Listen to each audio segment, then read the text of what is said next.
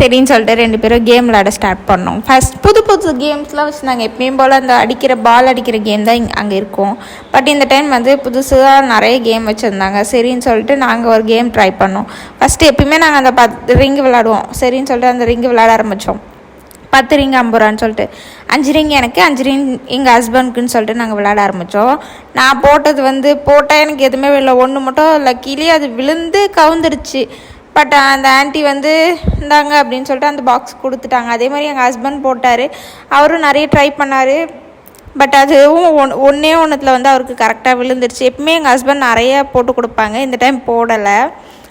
ஆனால் நாங்கள் 2 பேரும் சரின்னு சொல்லிட்டு அந்த கேம் முடிச்சுட்டு 2 ப்ரைஸ் மட்டும் எடுத்துகிட்டு பக்கத்தில் இன்னொன்று ஒரு கேம் வச்சுருந்தாங்க. அதுவும் வந்து பால் கேம் மாதிரி தான். ஒரு 5 பால்ஸ் வச்சுருந்து அதில் உருட்டி விட்டு அந்த பாயிண்ட்டுக்கு ஏற்ற மாதிரி கிஃப்ட்டு அப்படின்னு சொல்லிட்டு சொன்னாங்க.